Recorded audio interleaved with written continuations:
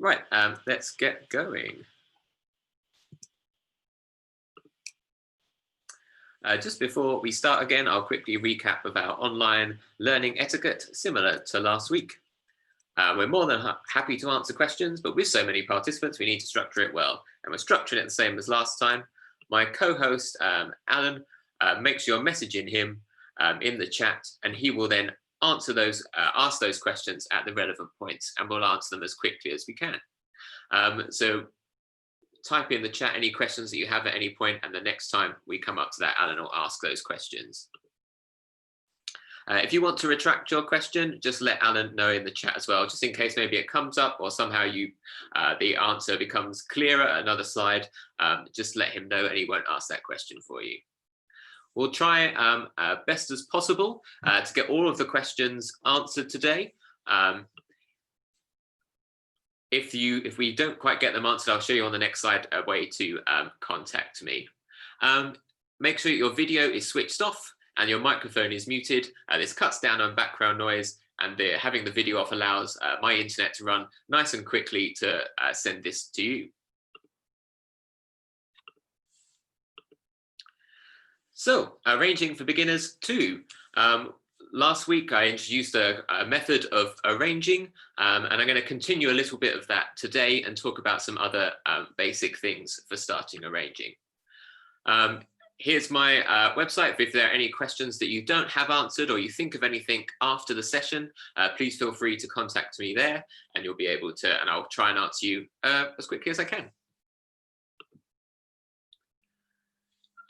So last week, Alan's Zoom crashed a little bit, which meant we lost some of last week's questions. However, we have managed to recover some of those. So I thought the first thing I'd do would be to answer some of those questions for everyone. And if you have any that you have from last week that you want to ask now, start typing away, and I'll go to Alan in a second in case there are any more questions from last week's session.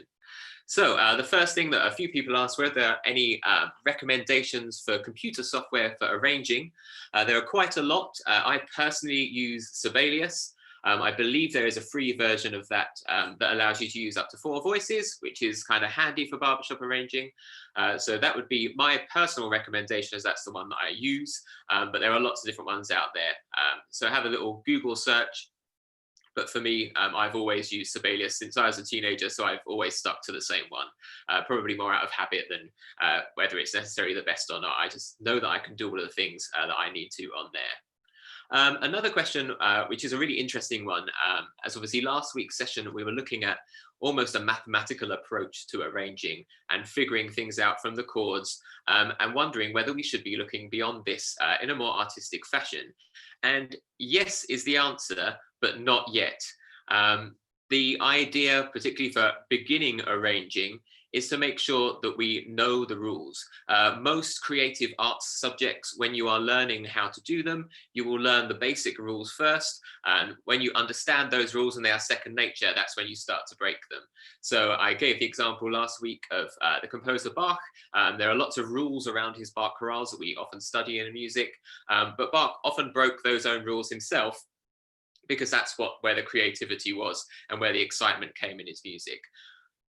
We want to try and create this kind of structure, because barbershop has a very specific style to it, and therefore there are rules to it. We want to try and follow those as much as possible and know exactly what those rules are. When we know what those rules are, it's easier to break them and make it a little bit more creative. If we don't know what those rules are, then we don't necessarily know when we're breaking them, and we can't make those creative decisions as well. So as this is an arranging for beginners topic, I'm very much looking at this mathematical basic rules approach for arranging.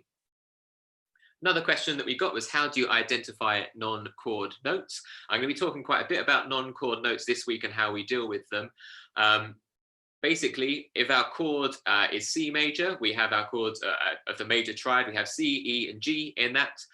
Any other notes that appear in that bar in the melody would be a non-chord note. So a D would be a non-chord note, F, A, and B, they would be non-chord notes, so not the ones within the main chord of that bar, but they sometimes appear in the melody in little passing segments. But we'll look a bit more at that today. Then another question was, how do you effectively hear all four voices off the page? So one thing for that would probably be answered in the software question above, is that if you're using this sort of software, it very immediately plays something back for you, which is probably the easiest way of doing it. Next, you might want to then play it on the piano. Something that you can play multiple notes at a time on is a way of hearing it. Or if you're lucky enough to be able to have people to sing it with you, that's the other way of doing things and trying things out, which is less appropriate for the moment. So probably the software stuff might be easiest for now to get that, or playing it on the piano. There are also some questions about key changes and whether we move and how we move the melody into a different part and the kind of process for that, but I'm going to cover those today, so I'm going to leave those for now. I'm just going to hand over to Alan quickly in case there are any questions from this beginning part before we move on to today's stuff. Just had one question come in, Simon, and that is, can we use the rules that you're providing us as a basis for arranging other types of music as well as barbershop? You could do, but these are very specifically for barbershop. Like if you're arranging other songs and not necessarily want it in the barbershop contest style, you could maybe use some of them, but a lot of these are very looking at specifically arranging for barbershop.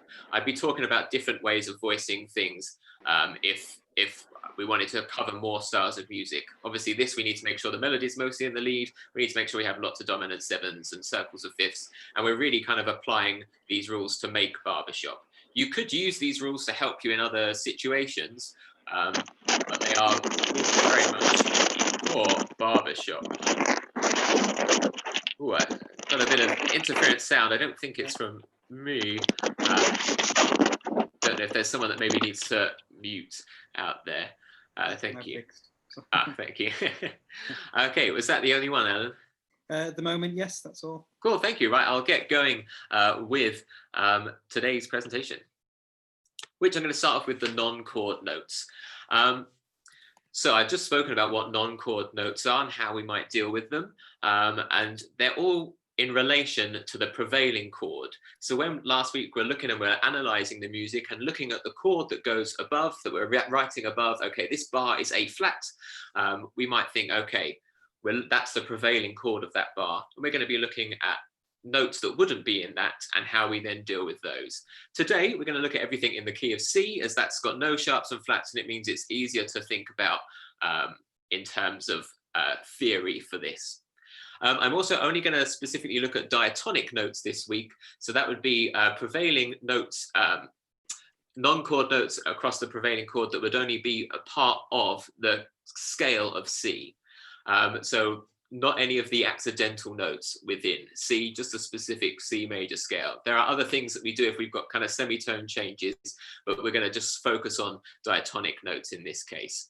And all the images that I'm going to show you, I'm going to give you a kind of example of a prevailing chord on the left and then the non-chord melody note kind of fixed on the right, but hopefully that'll become clear as I show you those pictures.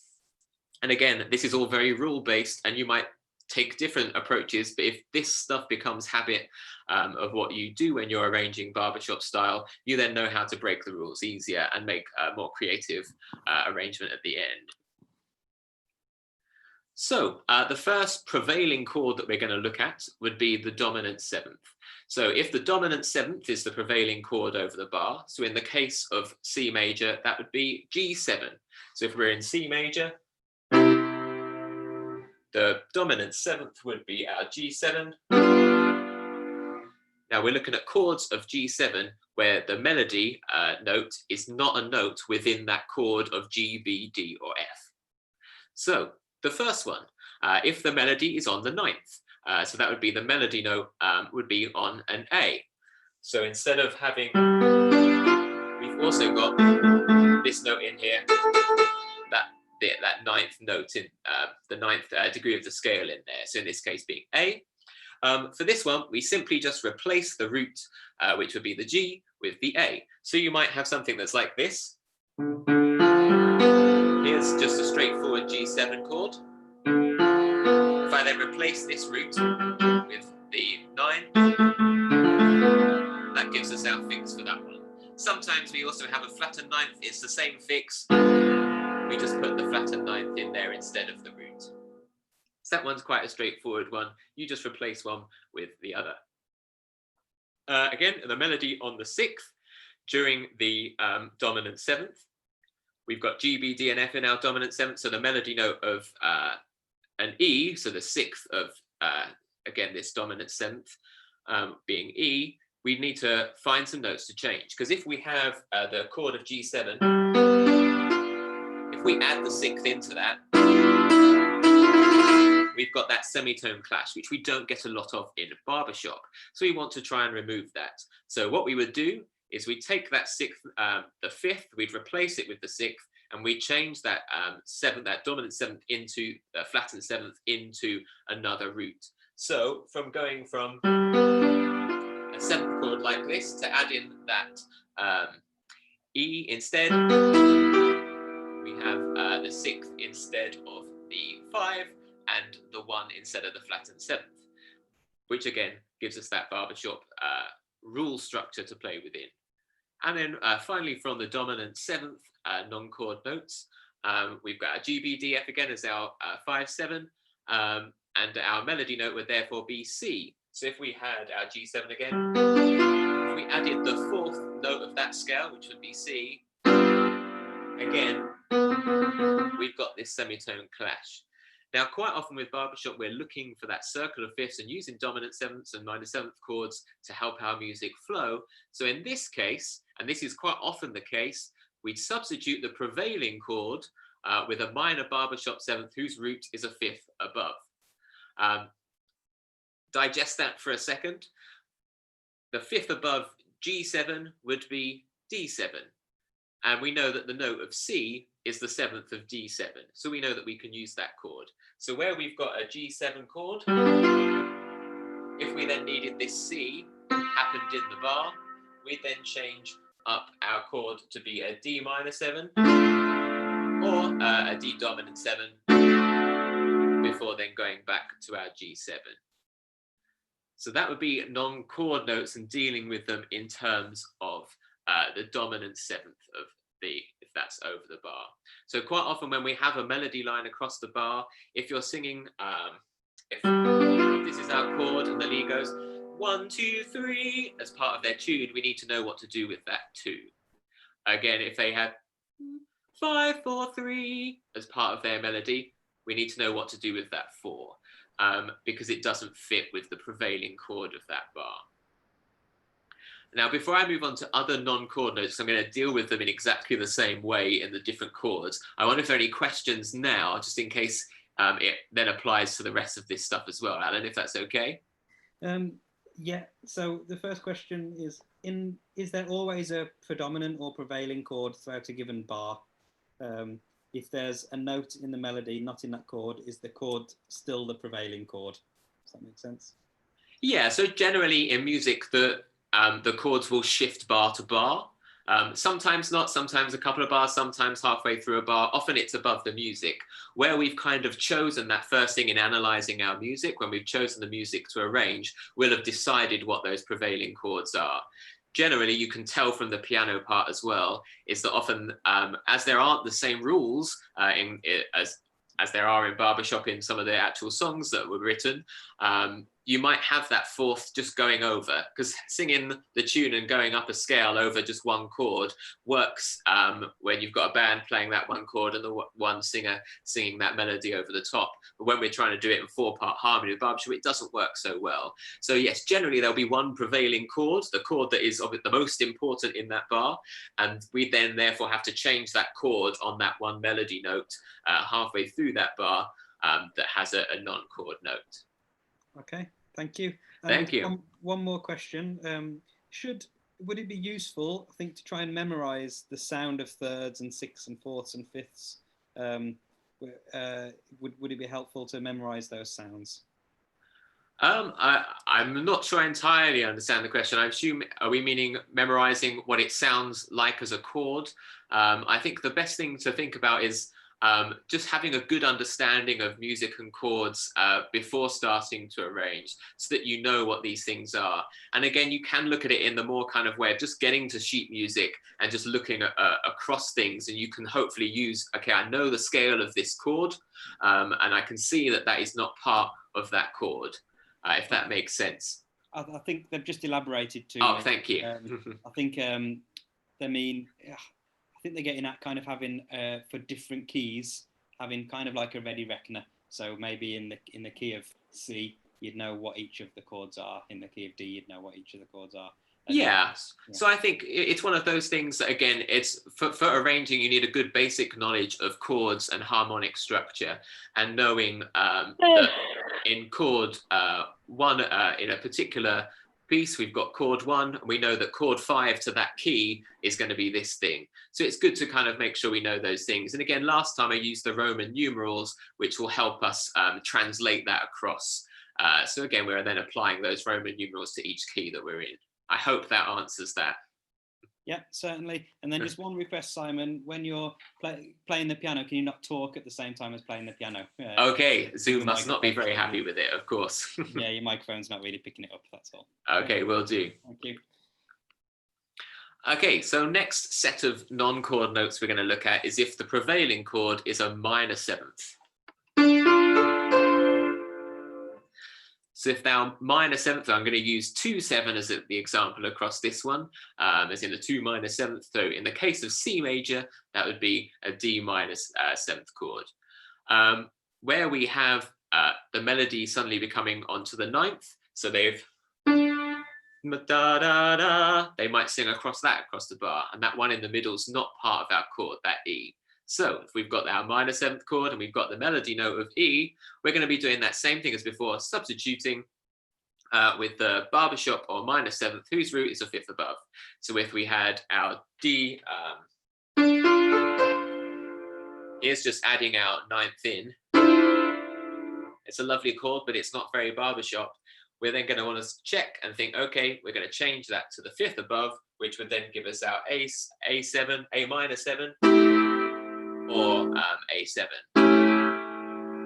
And you would then use that within that bar to fix that one. The other option, if the melody is on the 4th, we're going to do exactly the same thing, because that 4th note, the G, is also part of that chord that's a 5th above. So we'd have exactly the same thing to do. Maybe the lead was singing da da da, and on that middle chord we needed something for that G to go in. We have our, again, it's not quite a barbershop chord, so we need to make sure that we switch it around and we can give us our dominant 7th instead on A. So quite straightforward for that one. We're just kind of substituting the chord that's a 5th above the prevailing chord. And that's one of the probably the easiest options for anything in barbershop when there's a non-chord note, is generally you're going to get that circle of 5ths if it works that way.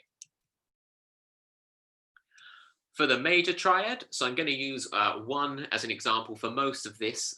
So 1 in C major would be C major. I'll talk about a couple of specifics in a moment, as there are some specific rules for some specific chords at points.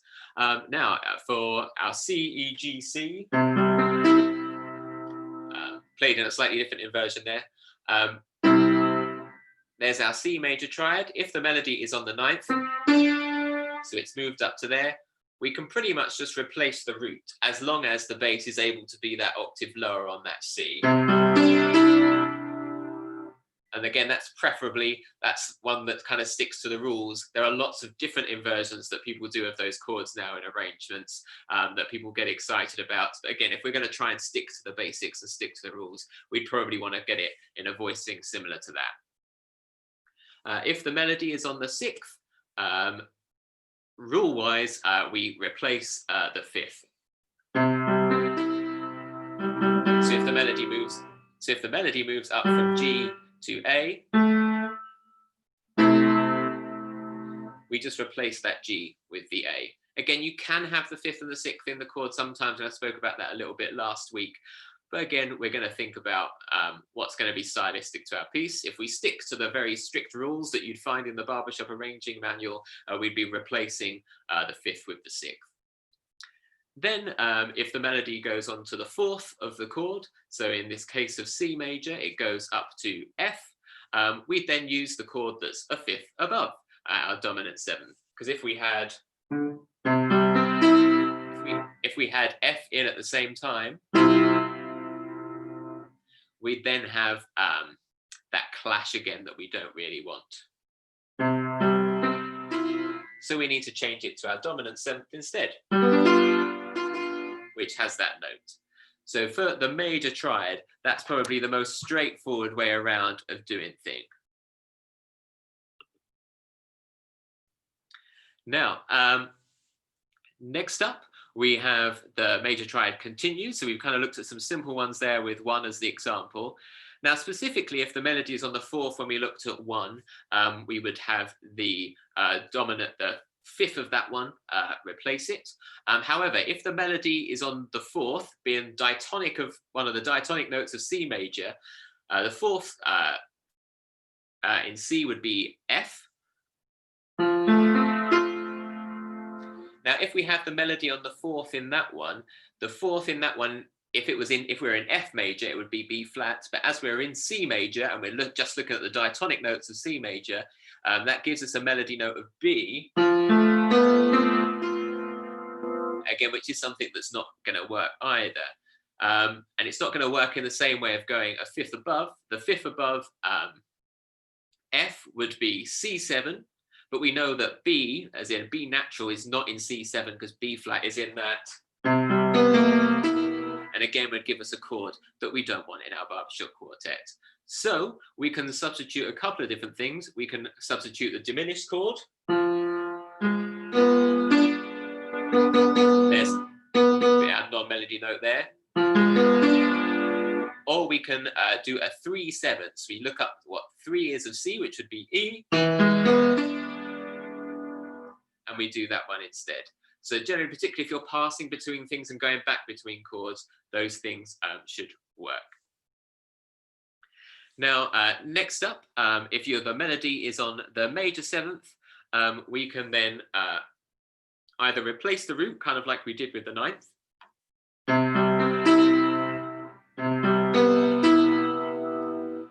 So we're replacing that C with a B, which is nice and straightforward.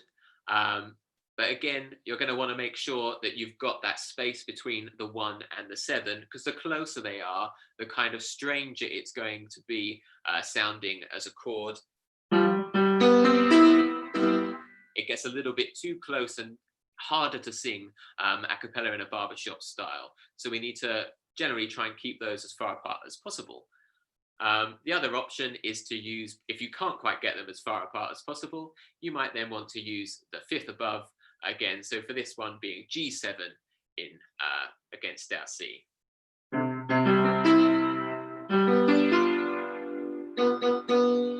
Using that non-chord note to create those chords around it.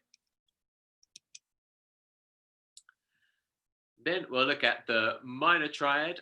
This is when there are a lot of different specifics now. Just like we had a specific with 4 a moment ago, we've got some specifics on this. And again, this is all stuff from the arranging manual that kind of gives us those rules that have been analysed from what barbershop style is. So if our minor triad, if the melody is on the 9th, we replace it with the chord that's a fifth above. So it's just like the one before. From D, we've now got that E in there, and we can easily replace that with the chord a fifth above. Either the minor 7th or the dominant 7th, like this one. Again, that's going to be personal preference as to which one you choose. Now, this is when it starts to get a little bit more complicated when the melody is on the 6th, because that's obviously going to depend on the diatonic scale that we're talking about now of C as to what relation that 6th has with the rest of the chord. There's a 6th if we're on 2/7. There's a 6th if we're on 3 minor. So we're looking at these things and having to come up with specific ones for each one, as the sixth is going to be a slightly different relation to the rest of the chord because we're just using the notes that are diatonic in C major today. So let's have a look at 6 minor. 6 minor, if we have the sixth, which would be an F, there's our A minor. There's our A minor with our sixth added in, which happens to be an F. So it's obviously almost flattened if you were within A, if that makes sense. So we would replace that with either 4/7. So here's 4/7 would give us, where we're replacing that E with an E flat. Or we might replace it by using a flat 7/7. So 7 of C would be B, a flattened one of that would be B flat, so a B flat 7 would be another way of changing that one.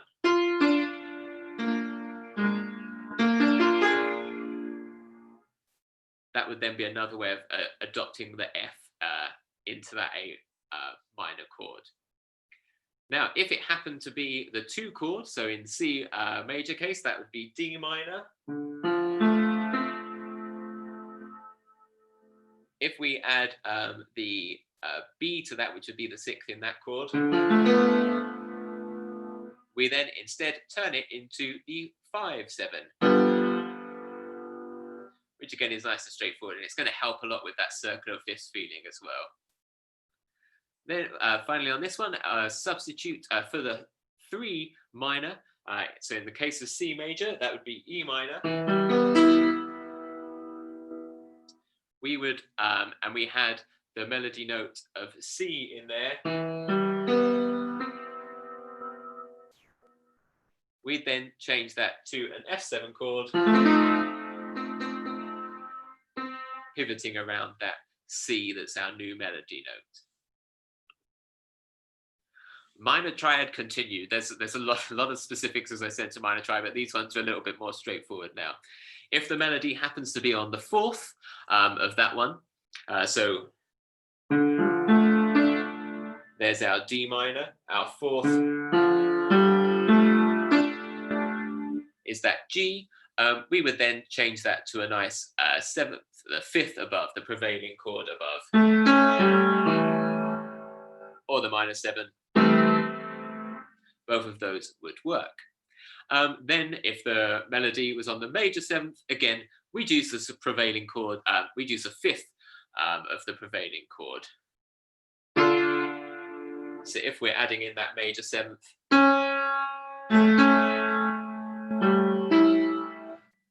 which would be the C sharp in the case of D minor, we then substitute that to the barbershop 7th. We can't substitute that to the minor 7th like we have done before, because it's given us that C sharp, which is that 3rd that makes it minor or dominant 7th, if that makes sense.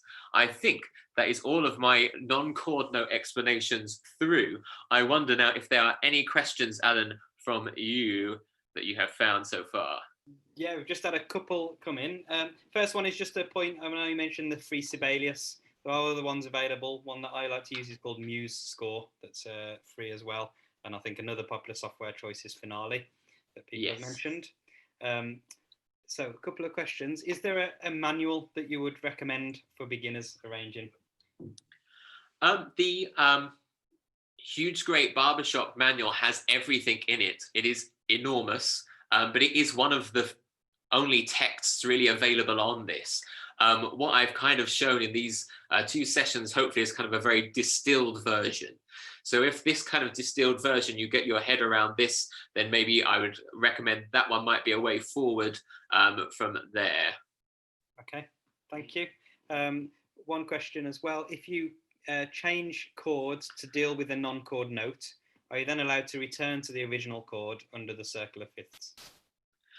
Yes, so you might well then return back. So the non-chord note is only going to happen in passing. So you'll have the prevailing chord for most of the bar. So if the melody is going, we might only need to have that non-chord note in that middle one. So the 2 either side of it might have that same chord around it. So you would go back to the prevailing chord. These are just for chords that notes that won't fit the prevailing chord of that bar. And that's everything. Thank you. That's all the questions. Lovely. Thank you. Right. Now a quick look at some rhythm and what we might do in a up-tempo song. The barbershop seems to like to define songs in one of two ways, ballad or up-tempo, which for me is a little small, but here I'm going to talk mainly on that up-tempo side of rhythm and how we might help establish that when we mostly something that has a strict tempo. Sometimes melodies might not begin on beat 1, we might need to deal with that. Sometimes the melodies are syncopated and we might need to deal with that. For a lot of this stuff, the best thing to do is to get ideas from the original song. The original song will have a band doing stuff around that melody. Use that to your advantage to help you with some of the things that I'm going to maybe speak about a little bit in the next few slides. So here, a little example from Nice Work, if you can get it. The bass comes in on beat 1 of that first bar. We have the only work that really brings enjoyment ain't the kind that brings you full employment. That there, the melody is always starting on that offbeat of that bar. Now to really kind of settle that one, we've got the bass going the only, so that we have that hit on the only, so you have that meter being understood and knowing what's happening there in that rhythm. But we must also remember that the bass does need to sometimes breathe. There are many bass parts I've come across where the arranger might not have thought about where the bass breathes, and there's like a whole page of beat 1 things whilst the rest of the quartet sing off the beat in that bit. So to get that rhythm, maybe have a part coming in on beat 1 to allow that strong sense of 4 in this case. But do make sure that your parts can also breathe. If you ever need to test that and whether it works, sing the part. If you can't get through it in one breath, you might need to find a breath point. Particularly in rhythm ones, I'm going to look at trying to write in every breath I can using a rest and try and make those decisions for the performer so that you're getting the chords that you want in the way that you want them. Here's another little thing from the same arrangement. If there's a held note in the melody line. So sometimes you'll have a held note in the melody line whilst the band does something else in a lot of these songs. So we need to get the rest of the quartet to take up what that band does. Because when a melody note is held with a band, the band keep going. They're not going to stop, so the rest of our other parts might need to keep going as well. So in here, you can see I've written some different things as little ways to keep things going. So the rest of the quartet have got all if you can get it, if you get it, can you tell me how? And so on. They've got that kind of little pattern in there with the lead, and then the bass has some just extra bits in there just to keep things moving. Because if we all went, all if you can get it, if you get it, can you tell me how? We lose some of the excitement and rhythm. So I've used other parts to create those rhythms. Again, use the original recordings of these things to help you. What rhythm is the double bassist doing there? Use that to inform your decisions, because they're going to be a smart bass player. You might as well use a smart bass player to inform your arranging to make that just as smart and stylistic to the original song. Often when melodies are syncopated to the beats, you can see this one, just imagine someone. It's only syncopation if there really is that clear 4 happening as well. So this is not the best example, but I was within the arrangement, so I thought there's only a few bars later. So the idea of the bass there giving us the 1, 2, 3, 4 in that bar, whilst the lead is then syncopated against that. Quite often we want to make sure that we get those strong 1, 2, 3, 4 and allow the performers to have that. Quite often in barbershop, particularly in swing stuff, when the melodies are syncopated, quartets end up and choruses end up kind of accented the syncopation. And if you listen to a swing band play this, they don't accent the syncopation. Actually, it's still the 1, 2, 3, 4, 1, 2, 3, 4 that are still most important. So you, as an arranger, need to give the performers a chance to continually identify that beat. And again, I've moved away from it and I've given the syncopation to the bass again on that someone. But again, as we move away from that, we need to keep things and allowing the performer to feel nice and comfortable with, and they still know 1, 2, 3, 4, 1, 2, 3, 4, even if it's syncopated against that. So it's that a lot of these things are making sure that the audience and the performers feel comfortable with the tempo and getting things nice and stylistic. Any questions on rhythmic devices? It's kind of a very brief thing on rhythmic devices, but my main thing is listen to the original to give yourself ideas. There's been no questions coming on the chat now. Good, thank you. I shall keep going. So I'm going to talk a little bit about some embellishments, as these are some of the other things that make the barbershop style what it is. So as well as the harmonic structure, we also have some of these embellishments. And I'm going to give you a very short list of ideas. There are many ways you can embellish things, but I've hopefully come up with some of the more straightforward ones that you can do when just beginning arranging.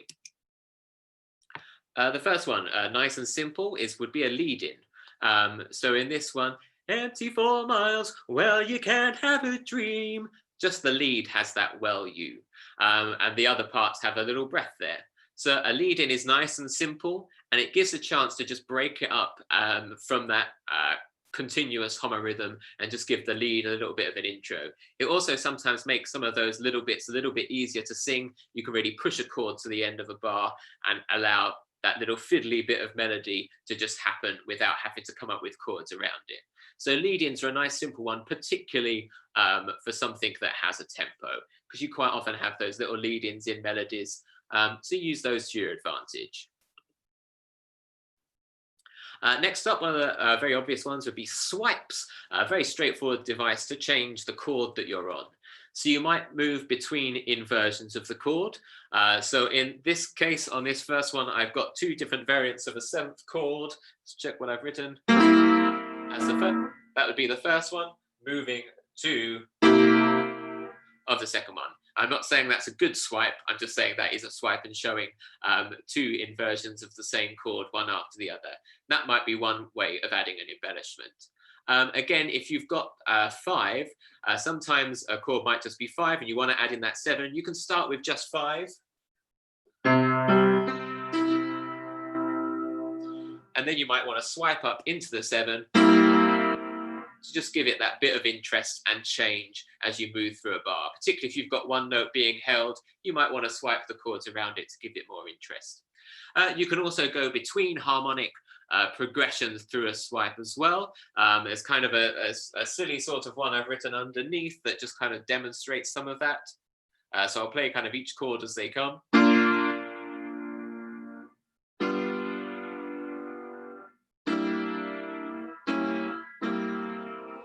So again, we can move through the cycle of fifths through a set of harmonic progressions within a swipe.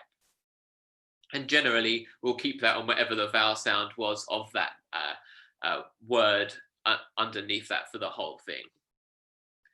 Echoes, kind of very similar to swipes, because there's often a held note in there maybe, and others repeat some of the words around it. So here's a couple of examples. That first one, sad day and long, that's got a swipe and an echo, the bass given an echo, the tenor given a swipe, to just kind of change that chord from how it was just previous to that.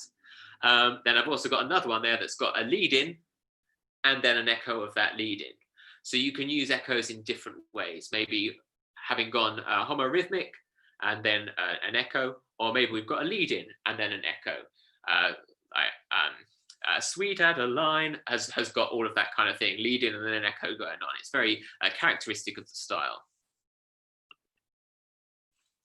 Moving the melody is another straightforward one that we might do, particularly if it's too low or too high for the lead. If it's too low, you'll probably give it to the bass. If it's too high, you might well give it to the tenor. So in this case, like a wink and a smile, there's a little bit of a jump there from the lead. So although maybe the lead might be able to do it, actually it's closer and better voice leading for the bass, so maybe we'll swap things around into there. In terms of, we might also want to have a short section to feature another one of the parts.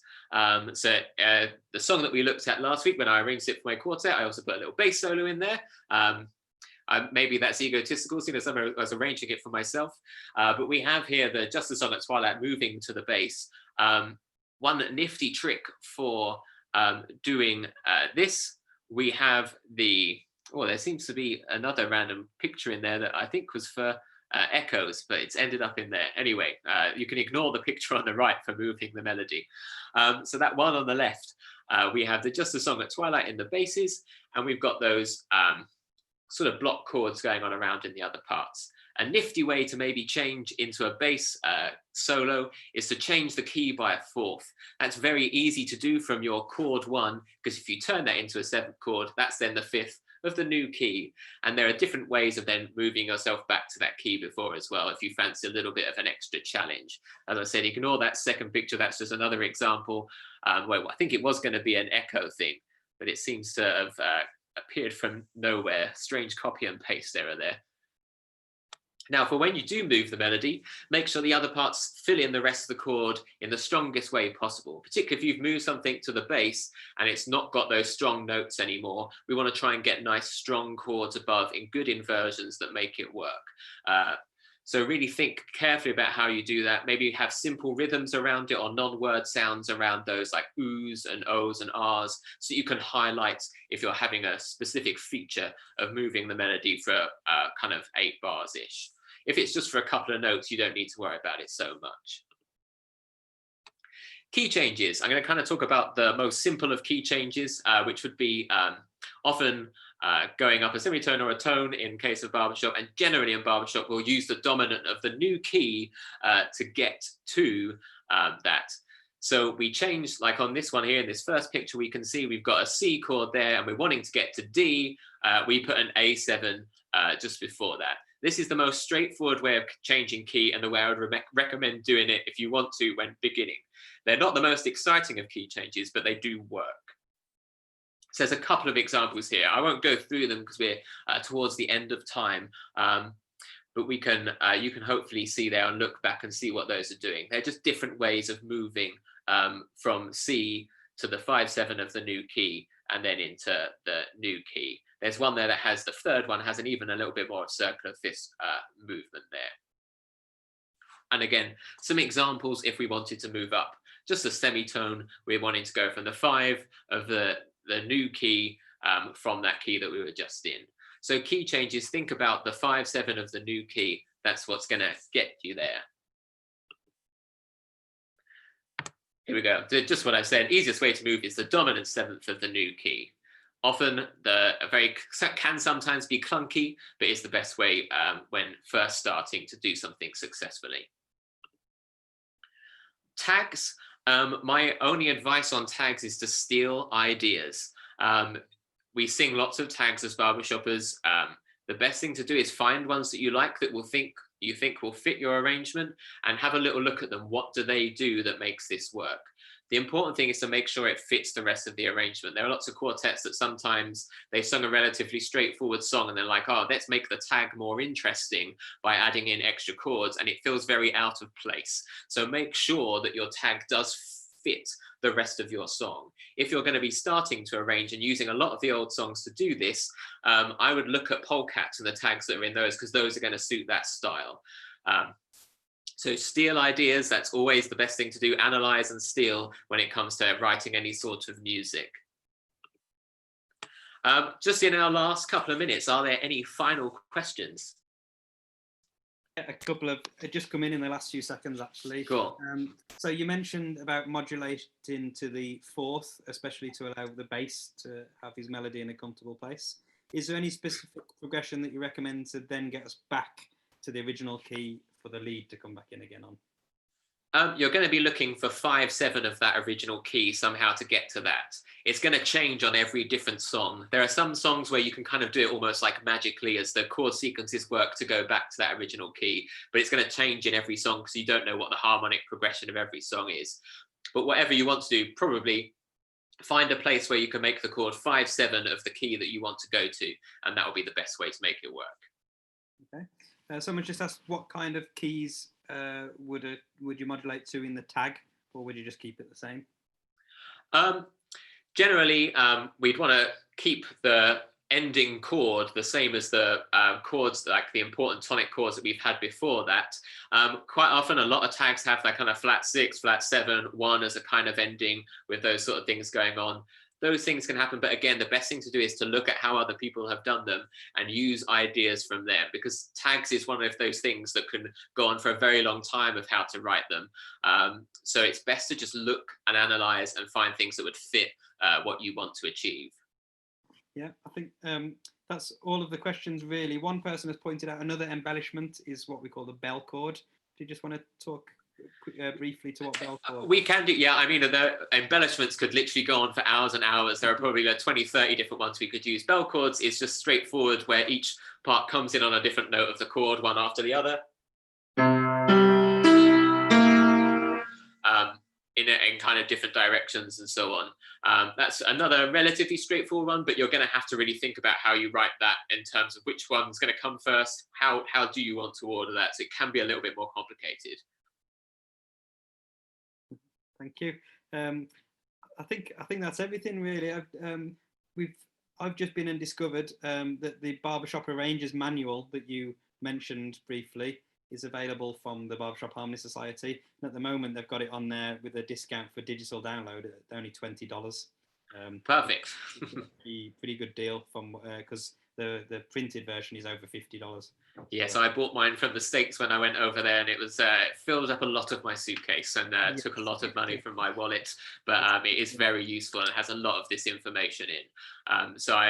If you want to go further, then this is kind of a distilled version that really goes into full detail and has different exercises for you to do in there as well. So it is a very useful book, I think, in terms of this beginning stuff of arranging. Fantastic. That is everything from me, Simon, so I'll leave it to you to close the session. Cheers. Thank you very much, Ellen. Thank you so much for asking those questions, and Alan, thank you very much for laying those on to me so we can get those answered nice and quickly. Again, if you have any more questions, don't forget to contact me afterwards. Thank you so much for attending. And again, if you've got questions, let me know. Thank you very much for coming.